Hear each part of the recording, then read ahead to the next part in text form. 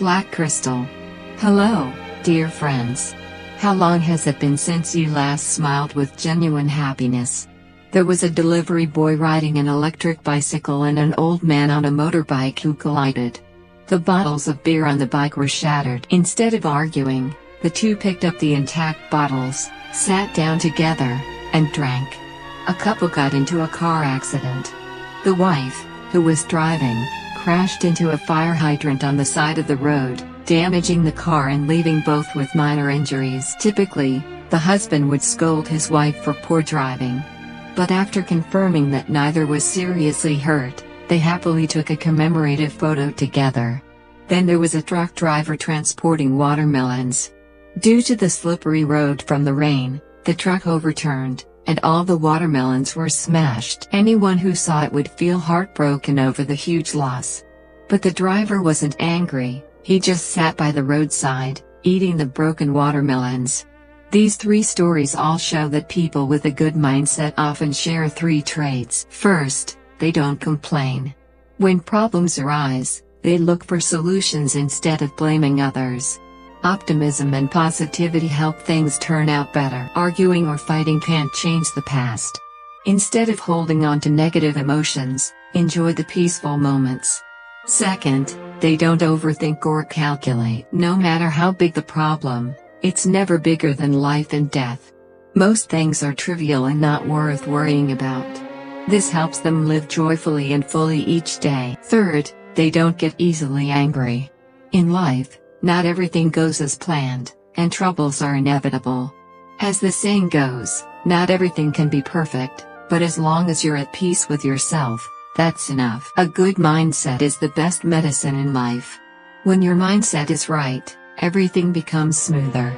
An old man who collected antiques bought an expensive vase and placed it on the back of his bicycle, happily riding home. Suddenly, the vase fell and shattered. But the old man didn't look back, he just kept riding. Someone called out, "Sir, your vase broke." He replied, "I know."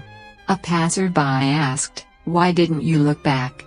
The old man answered, "Even if I looked back, the vase would still be broken." When faced with irreversible loss, some people suffer and regret endlessly. But that won't turn back time or heal the wound. We need to learn to accept and let go. A camel walking through the desert accidentally stepped on a piece of glass. It got angry, kicked the glass, and cut its foot, bleeding all along the way. The smell of blood attracted vultures. They chased the camel, exhausting it. When it finally found a place to rest, it didn't realize it was an ant colony.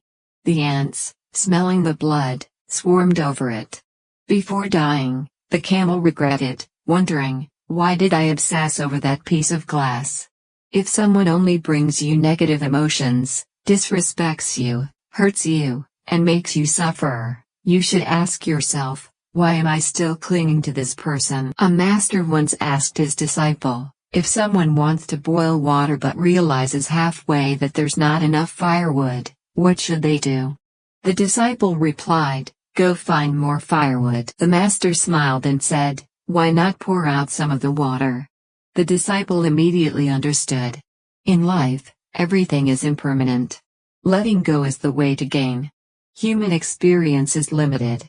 We need to learn to filter, to pour out some of the water, and focus only on what truly matters. If a dog wants to eat poop, don't stop it. If you do, it might think you're trying to take it away and even bite you.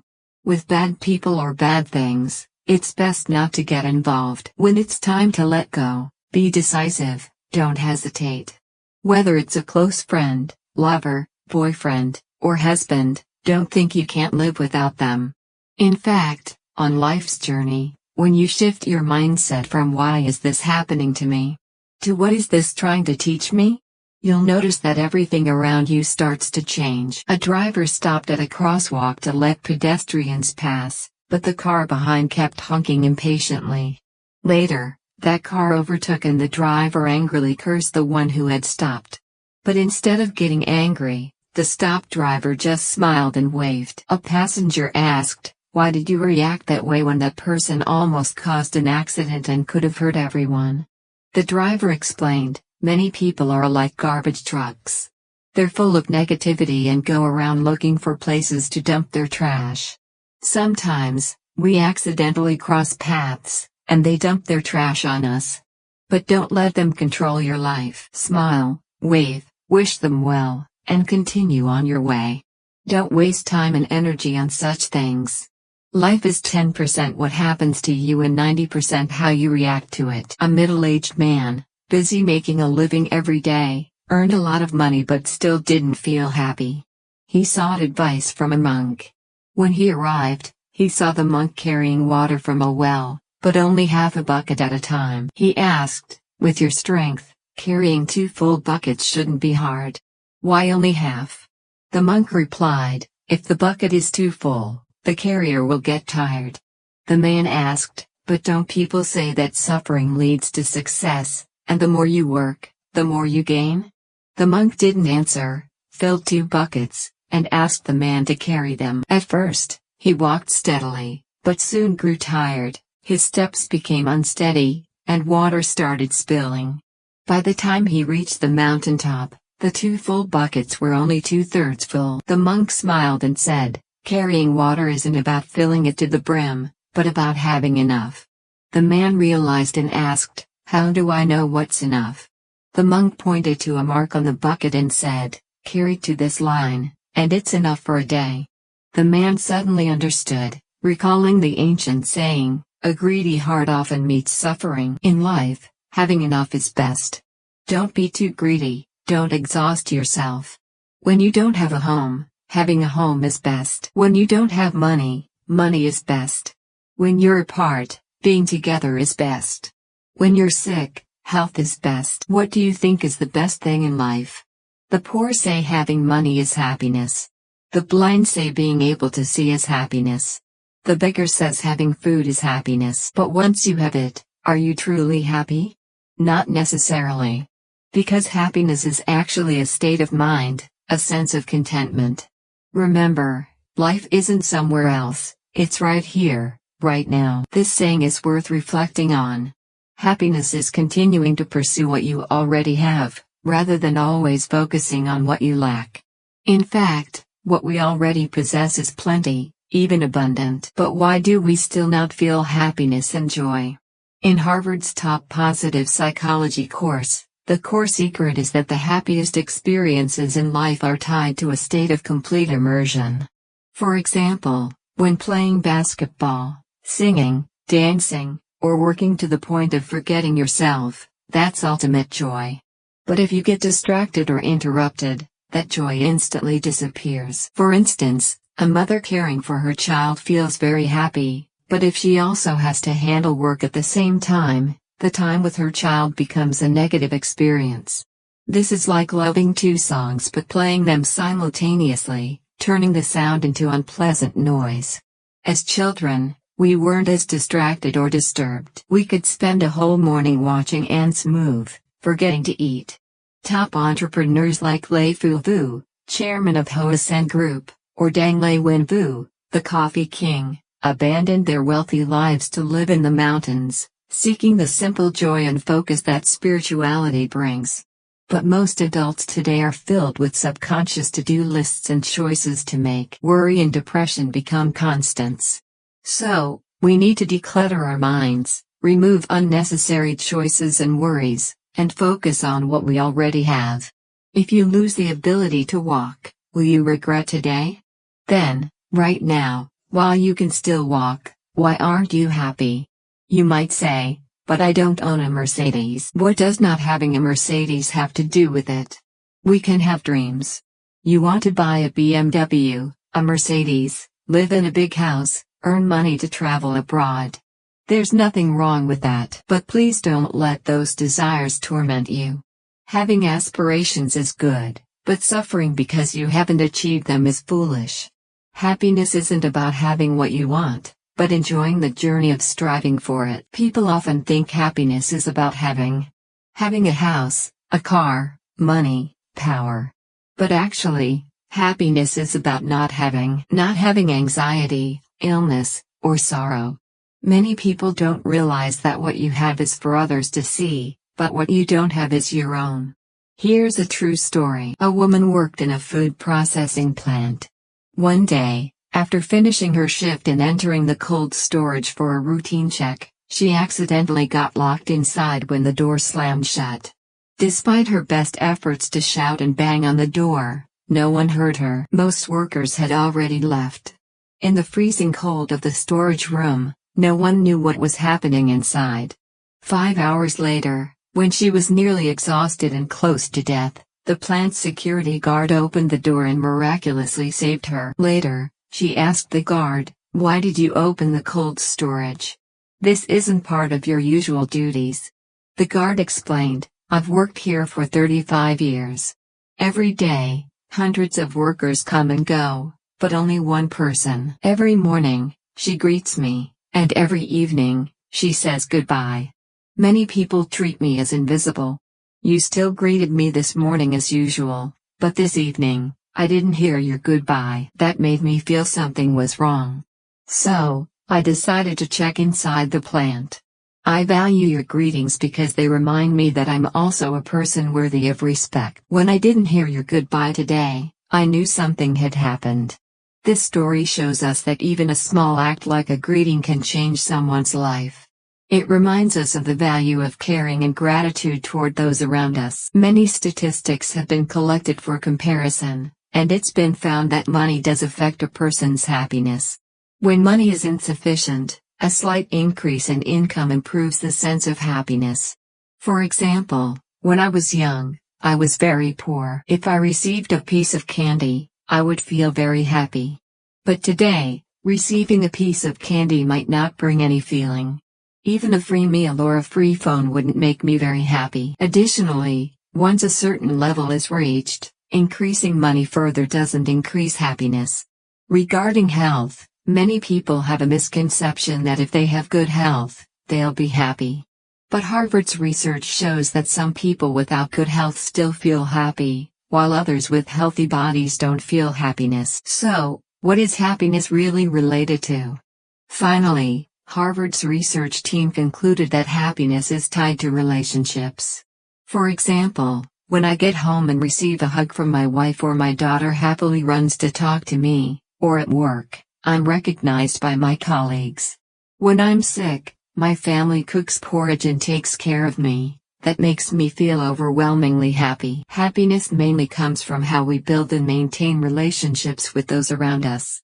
If a person has poor relationships, arguing with their spouse at home, fighting with colleagues at work, or quarreling with strangers on the street, no matter how much money they have, can they be happy? People with good relationships first need to have love in their hearts. When you have love, you'll see the value of those around you. Conversely, when love is lacking, you'll feel empty, like a hungry stomach desperately searching for food. Similarly, when love is lacking, you'll break up and demand it. If you don't receive it, you'll start blaming why people don't love you. This leads to conflicts in relationships, especially in marriage. Many marital problems stem from a lack of love and a sense of insecurity. To heal these issues, we need to return to the starting point of self-worth. When a person grows up in an environment filled with love, recognition, care, and understanding, they'll feel spiritually rich. A spiritually rich person naturally wants to share. Love is about sharing, giving, not demanding. But a person lacking love often demands. Those who demand too much struggle to have good relationships. Conversely, those who know how to give can build lasting relationships. A story tells of a parrot and a quail. The parrot lived in a cage, enjoying a leisurely life, while the quail lived freely in nature. The parrot envied the quail's freedom, while the quail coveted the parrot's comfort. The two discussed and decided to switch places. As a result, the quail couldn't please its owner and died in sadness, while the parrot, accustomed to a leisurely life, couldn't find food and starved to death. Life has many paths, but none are perfect. What suits you is best. Don't blindly envy others' lives because they might not be for you. Also, don't compare your happiness to others. Live your life well and enjoy what you have. That's the most wonderful thing. A lock complained to a key, I guard the house every day, working so hard, but the owner likes you, taking you everywhere. I'm so jealous of you." The key replied, "I endure the sun and rain with the owner every day, working just as hard. Seeing you stay home comfortably, I'm jealous of you." One day, the key wanted to try a day of leisure and hid away. When the owner returned home and couldn't find the key, he angrily broke the lock and threw it in the trash. Later, he found the key and said, "The lock is broken, what's the point of keeping you?" Then he also threw the key in the trash. In the trash, the lock and key met again and couldn't help but lament, "If only we had valued each other's contributions before." Don't nitpick, envy, or doubt each other. Otherwise, we wouldn't have ended up like this. Human relationships are always reciprocal. Only when we trust and understand each other, without jealousy or comparison, and support and cooperate, can we achieve mutual benefits. Why is it that now, even though we have enough to eat and wear, with many forms of entertainment, and material conditions far surpassing those of decades ago, our sense of happiness is decreasing? According to data from a mindset research organization, over 300 million people worldwide suffer from depression, accounting for 4.4% of the global population. Notably, the rate is higher in developed countries. I believe the biggest factor affecting our sense of happiness is our comparison system being broken. People tend to compare horizontally. Most of us, no matter how much we achieve, don't like to compare ourselves to our past selves but prefer to compare with those around us, friends of the same age, or colleagues. Many people feel unhappy because what they pursue isn't happiness, but being happier than others.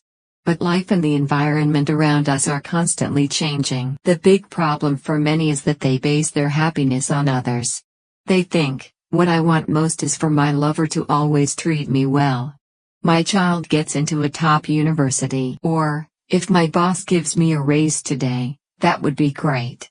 People who base their happiness on others have essentially given up control over their own happiness. And others can't be controlled. In a Harvard survey report, it was pointed out that one of the biggest reasons you don't find joy in relationships is that you expect too much from others. As a result, the ups and downs of others will cause your happiness to fluctuate. But this is truly foolish. Your parents treat you badly. Your lover likes someone else. Close friends become strangers. All these things hurt you. But you're still you. Your value hasn't changed. You can earn money to support yourself. You can travel the world. And in the future, you'll find new friends, a better life partner. None of this has anything to do with others. Happiness isn't a state, it's an ability. When you have the ability to feel happiness, you can truly be happy. Have you noticed that as living standards rise, most of us feel less happy? In the 60s and 70s, life was simple. Just having enough to eat and wear was happiness, and that feeling was easy to achieve. But now, even though we eat well and dress well, happiness seems to diminish. I remember as a child, what I looked forward to most was Tet, Lunar New Year. Every holiday, I'd count the days until Tet, because Tet was when I got new clothes and delicious food. Each anticipation increased the joy when the day arrived. I think most people from the 80s and 90s generations feel the same. But now, if someone gives you new clothes or lucky money, would you still be as happy as during Tet in the past? Those happy days seem increasingly distant. We receive more, desire more, but feel less happiness. And when driven by greed and money, many become competitive, jealous, anxious, stressed, and unhappy. Many misunderstand happiness, thinking that having money and a career means happiness. In reality, that's wrong. When a person loses the ability to feel happiness, no matter how much you give them, they won't be happy. This is why many wealthy people and celebrities commit suicide. They don't lack money, social status, or health, but they've lost the ability to feel happiness. So, how can we enhance our sense of happiness and our ability to feel it? It's simple, change your mindset. An ancient saying goes, life is a series of desires. If desires aren't satisfied, there's suffering. If they are, there's boredom. Thus, Humans are like pendulums, swinging between suffering and boredom. This means that satisfying desires doesn't equate to happiness. Many people have a mindset like they're drowning. What's a drowning mindset? It's the feeling of being constantly submerged, holding your breath, waiting for an opportunity. When I try my hardest to get into college, I'll be fine. When I hold my breath to find a good job, I will be happy. When I start a successful business, I will live well. But then, when you start working, you realize that the real hardship has just begun. Human desires never have limits. Don't let them dominate and torment you. This is like pushing back a happy life to a distant point in the future, where you think that only then can you start living happily. But before that is achieved, life is just existence, sacrifice, the price to pay, the suffering. For example, in life, you often hear someone say, "When I earn enough money, I will travel around the world." But if I don't earn money, will my whole life become meaningless? Obviously not. A scholar once said, "The greatest misfortune in life is the misconception that happiness is a destination or an achievable goal." In fact, it is the opposite. Happiness is a process, not a result. You need to learn how to change your mentality to an outdoor mentality. What is an outdoor mentality? Imagine when you were a kid, on Thursday afternoon, the teacher said, "Tomorrow is Friday, we will not study but go on an outdoor trip." The class immediately cheered with joy. You felt so happy. When you got home, you excitedly shared with your parents, prepared to climb the mountain, called your friends. Everyone was full of joy. The next day, on the way to the outdoor trip, there was a roadblock. You were still happy. Is climbing a mountain tiring? Yes, but still fun. When you reached the top of the mountain, the whole class ate together. The joy was even more complete. Our lives are the same. The goal may be to reach the top, but the joy is not only when you reach the top, but also in the whole journey. Like playing a match of League of Legends, do you feel happy only when you push the tower or win? Obviously not. You are happy for the whole process of participating in the game. When you can adjust your thinking and the way you see the world, you are truly capable of feeling happy and living a life full of meaning.